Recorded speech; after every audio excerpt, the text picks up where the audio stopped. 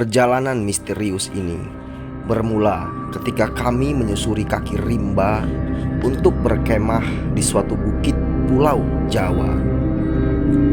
Kami terperangkap ke alam lain dan bertemu ulah kebau. Satu kawan kami meninggal karena rasa takut yang parah. Perjuangan aku dan Andika benar-benar luar biasa. Kami berdua mesti membopong jasad Sutikno yang telah 2 hari meninggal.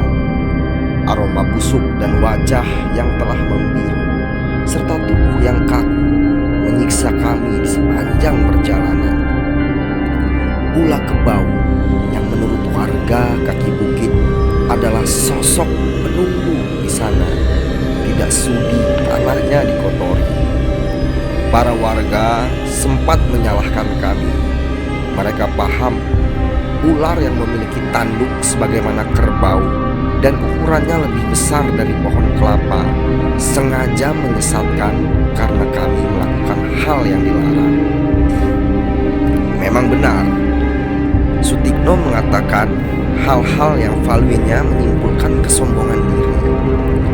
Ketika sampai, kepala penduduk di kaki bukit telah melarang kami untuk mendaki malam hari. Aku dan Andika setuju untuk menginap di rumah warga. Aku sempat melihat kuntilanak bermata merah mengintai kami di pohon nangka yang letaknya di gerbang desa. Sedangkan Andika mendengar lolong anjing.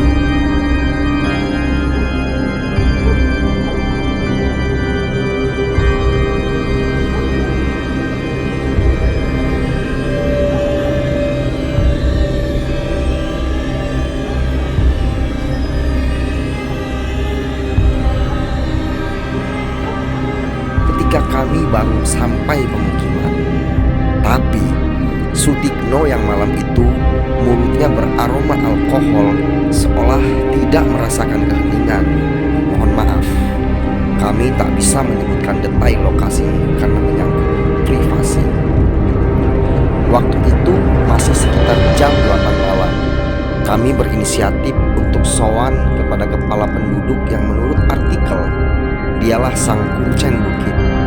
Perlu diketahui, bukit ini memang terkenal dimanfaatkan untuk meminta pesugihan. Ada yang meminta kekayaan hingga ilmu kebatinan.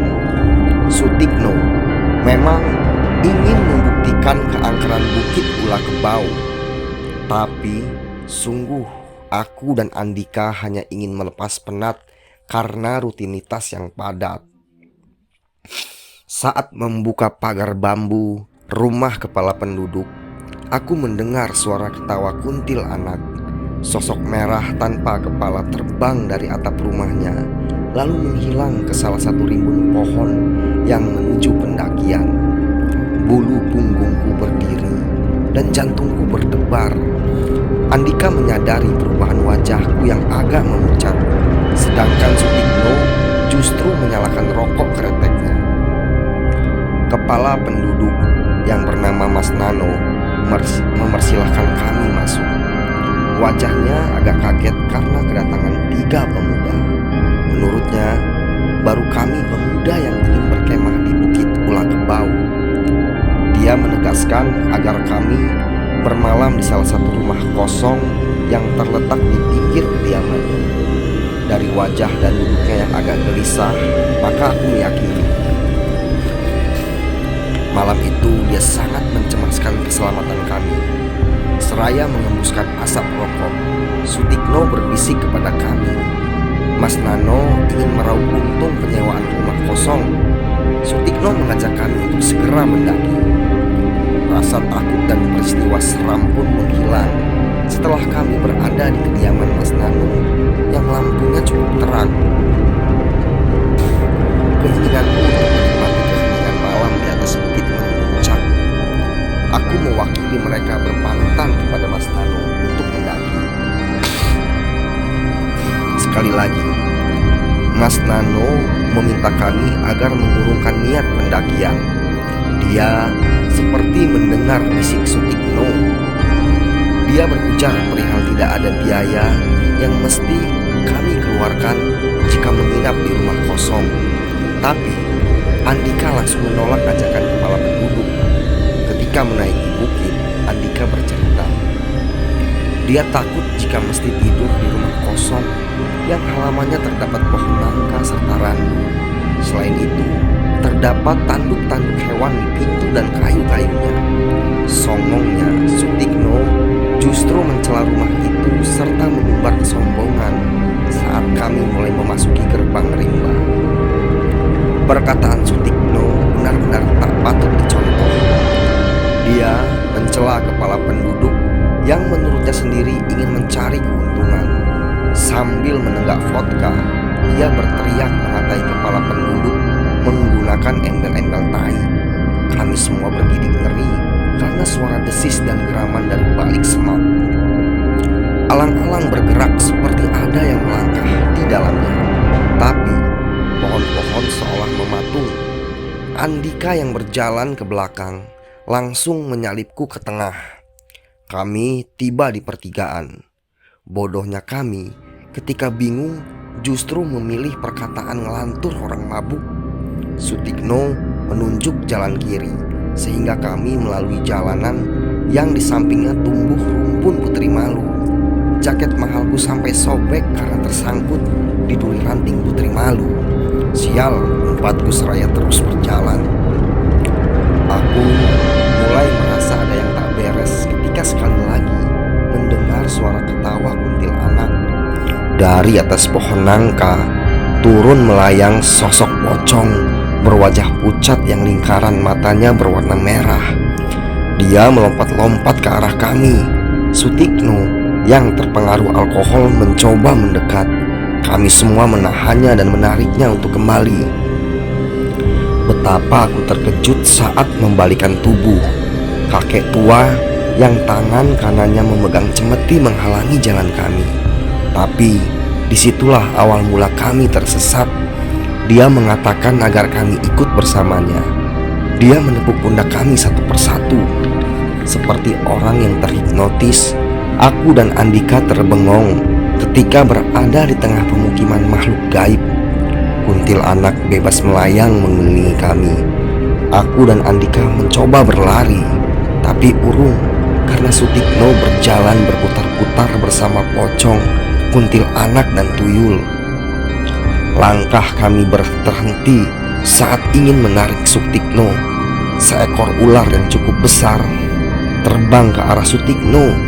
Lidahnya menjulur menjilati sekujur tubuh kawan kami yang mabuk. Saat kaki hewan itu ingin mengaili tubuhnya, Andika berlari meninggalkanku.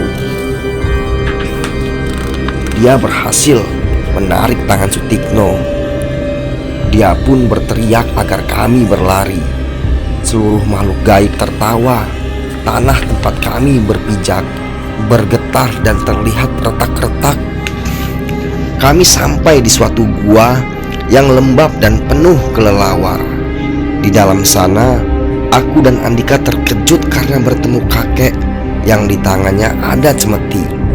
Dia bertanya tentang dari mana kami. Kemudian dia terdiam dan memberi semangkuk air kelapa muda. Tak lama kemudian kami semua tertidur, termasuk Sutikno. Tanah yang berembun seperti besi yang menempel di tubuh, begitu dingin sampai ke dalam tulang. Aku yang masih mengenakan jaket pun memeluk dada menggunakan tangan sendiri. Begitupun dengan Andika. Tapi Sutikno, dia seperti orang yang lelap ketiduran lantaran bekerja sehari penuh. Dia mengorok dan mengiler di tanah yang coklat kehitam-hitaman. Suara burung hantu dan lolong anjing membangunkan kami. Sutikno benar-benar tidak menyadari keberadaannya. Dia seperti orang yang kehilangan akal saat kakek itu menghampiri dan memberi kami pisang serta semangkuk air sungai. Sutikno menjerit memohon untuk pulang. Senyum kakek seperti merendahkan keinginan Sutikno. Lalu dia berujar, belum bisa. Kemudian meninggalkan kami bertiga di dalam gua ini. Sutikno terus meracau. Kami benar-benar tidak mengerti. Dia menunduk ke suatu arah seraya berteriak pocong dan gundurwo. Tangannya menutup mata. Kami mencoba menenangkannya seraya memberi minum. Dia berteriak agar kami membuang air itu. Katanya, air itu hitam dan berbelatung serta berlalat. Andika pun mengajak aku untuk meninggalkan gua ini. Sutikno masih sangat ketakutan. Dia sempat merapatkan tubuh dan wajah di dinding gua yang lembab dan penuh kotoran kelelawar. Bodoh, kataku. Mengapa kita bisa sampai tidur di tempat seperti ini? Andika yang mendengar perkataanku langsung menyuruh untuk diam dan segera meninggalkan gua ini. Di depan kami, ular besar bertanduk memperlihatkan taring dan pasukannya. Pocong melayang ke arah kami. Kuntilanak merah berjalan dan menghilang, tapi secepat kilat sudah berada di wajah kami. Seperti tak ingin kami pergi meninggalkan tempat ini. Pocong melayang mengitari kami, sedangkan kuntilanak merah yang wajahnya seperti babi terbakar, yang kulitnya lumer seperti nanah dan matanya bundar berwarna sangat merah, telah berdiri di hadapan Sutikno. Seketika aku teringat mitos tentang kuntilanak merah yang suka mengambil kemaluan orang-orang sombong di tengah hutan. Sutikno yang berada di tengah aku dan Andika terjatuh. Ulah kebau mendesis dan terbang ke sana kemari bagaikan orang yang sedang kegirangan. Entah yang terjadi antara Sutikno dan kuntilanak merah. Aku dan Andika meneteskan air mata ketika suasana malam berubah sepi tanpa angin. Tidak ada bambu atau kayu di daerah ini. Kami dipermainkan makhluk gaib yang laknat. Aku berteriak di tengah sepi tanah yang begitu lapang. Andika yang telah mengusap air matanya bergegas menggendong jasad kawan kami. Ia mengajakku mencari jalan keluar. Matahari, bulan dan bintang seolah bumi yang tidak berdebu. Kegelapan demi kegelapan menjadi sinar kami berjalan di tanah lapang yang seolah tiada ujung. Kami merasa tidak sedang berada di Indonesia. Kami tidak merasa berada di Pulau Jawa. Sampai kami terhenti karena telah berada di sisi jurang. Andika menatapku, tapi sorot mata dan anggukannya seolah amanah untuk mengakhiri hidup ke dasar jurang. Saat meletakkan jasad Sutikno, Andika seperti mendengar sesuatu. Tak lama kemudian, aku pun mendengar suara panggilan orang ramai.